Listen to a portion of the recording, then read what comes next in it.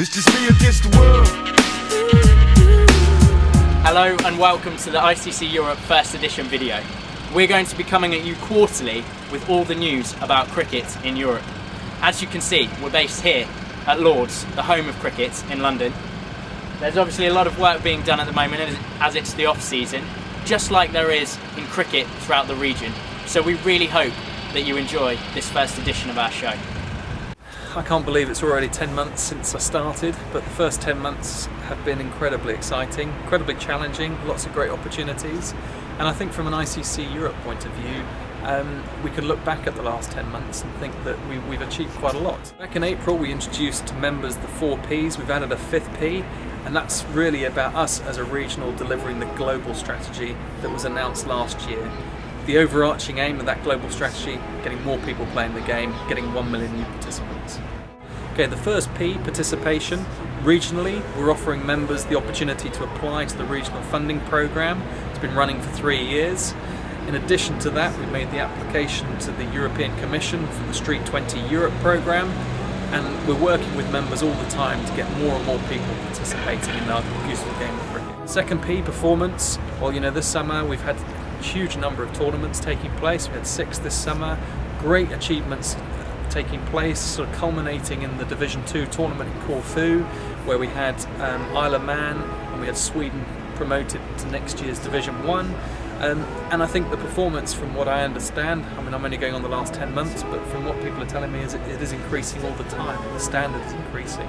Regionally, we have a whole number of performance academies, Centre of Excellence and other programs too, that are really there to support and develop our members' performance programs.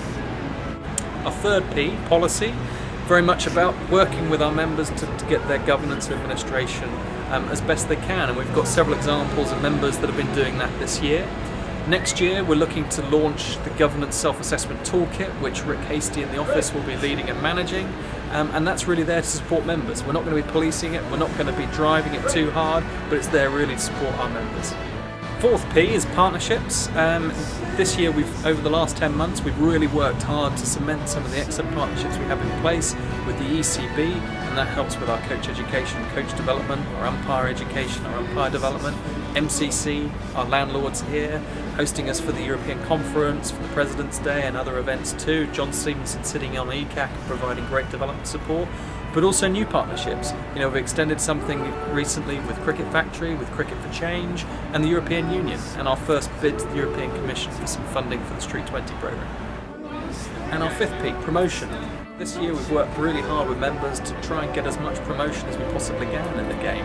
We've launched our Facebook and Twitter, our YouTube, and we're trying to get more and more people engaged in that. We're trying to promote cricket to an audience that's a cricket-loving audience and a non-cricket-loving audience. We need to try and capture the imagination of more and more people, and we're able to do that with some of the great programmes and initiatives that our members are doing, such as this Israel's Cricket for Peace programme, bringing communities together in Israel. In France, the Schools Project, that's getting in first time into primary schools and getting French kids playing the game. Denmark and the Integration Project, bringing together Indian and Pakistani communities with Danish communities for the first time, and many, many others, and there are examples right across all our 31 members. Last month, the ICC European Division 2 tournament was based in Corfu in Greece. 12 teams took part, hoping to promote themselves to Division 1. It's a lot warmer there than it is right now. Someone take me back! The scene was set.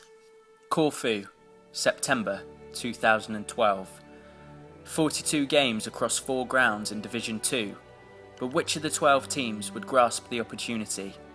Croatia, Cyprus, Estonia, Finland, the hosts, Hellas, Isle of Man, Israel, Luxembourg, Malta, Portugal, Spain, and Sweden.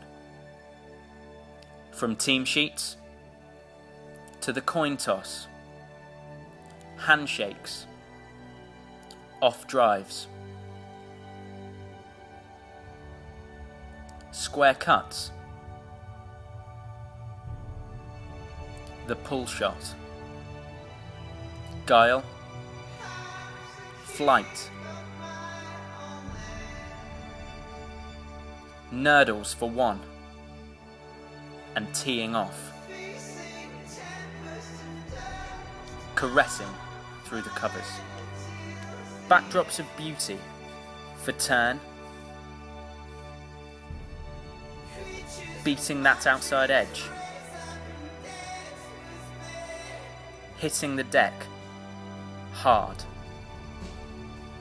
and cleaning up, fast work in the field, dropped catches,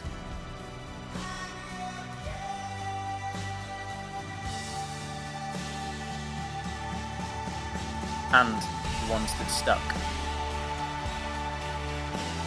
including from spectators, wide balls and runouts, celebrations,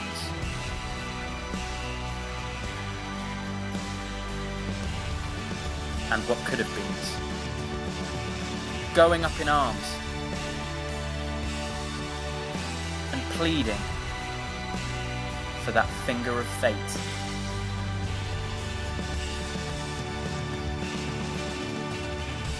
Teamwork, togetherness,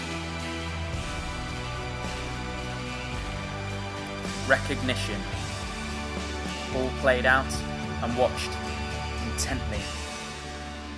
So as the sun rose on the final day, there was to be despair and jubilation as Sweden and the Isle of Man gained promotion to Division 1. For all ICC Europe news, visit our website, Facebook and Twitter pages. You can do this by phone, tablet or PC. But the most important thing is we want to hear from you. So get in contact and start communicating. Hi, my name's Ebony Jewel Rainford Brent, ex-Surrey and England cricketer and now working for the Lord's Taverners looking after the cricket programmes. Ebbs, can you tell me a bit more about your job and what exactly you do with the Lord's Taverners? Lord's Taverners is a charity which provides sporting opportunities for young people with disabilities and from disadvantaged backgrounds and uses cricket as the focus. And how about with the development of girls and other young people in the community? How are you finding that? Definitely, we've got a programme, the Lady Taverners competition, which has actually been fantastic. It's been running sort of for the last 5 years or so in partnership with the ECB to try and provide more competitive opportunities, and it's at softball age as well as hardball. So we've seen a load of girls come through the system and be able to play more competitive competitions, and it's been fantastic. And with the way the girls' game is increasing at the moment, I think it's a great opportunity for them to be able to play competitively. And for you personally, getting into cricket and having that accessibility, was that something that was easy being a young girl, or was that those chances difficult to come by? As a young girl, it wasn't as easy as it is now. I don't think the structures and the foundations were in place. I mean, it was quite a lot of travel. A lot of the clubs didn't have girls-only sections at the time, and so it was a lot harder for girls to access cricket. But now, with a lot of the opportunities out there, there's a chance to shine. The Lady Taverners competition, ECB have put a fantastic foundation in place, getting more clubs with girls sections, more cricket being played in schools. I think all these different opportunities have now led to the country being a very successful, having a successful women's squad. How do you think that we can make cricket more accessible for young girls and women throughout Europe? I think one of the key things you could do, especially schools participation, is a fantastic audience. So if you can offer some programmes in the schools and then try and get as many club exit routes, whether it be in the school or whether it be at a normal traditional club, whatever's more accessible. And I also think making sure that female role models are available to enthuse the girls and make sure that they're inspired to continue. Definitely. Have you got any tips of how to inspire young girls in a school setting? Make the game exciting. I think when I do coach girls, I try and make sure that I break up the sessions differently to how I would with boys. Boys love to run wild forever, but I like to make it sort of short, sharp sessions with the girls. And also, I think also explaining more about how the game works. Girls girls like to ask more questions about how this works, why it works. So really educating as you go along really seems to pull girls in when you coach. This is the part of our show where we talk about world cricket news. So whether you're in the Americas or whether you're in Asia, we want to hear your stories and we'll use them in future editions of our show.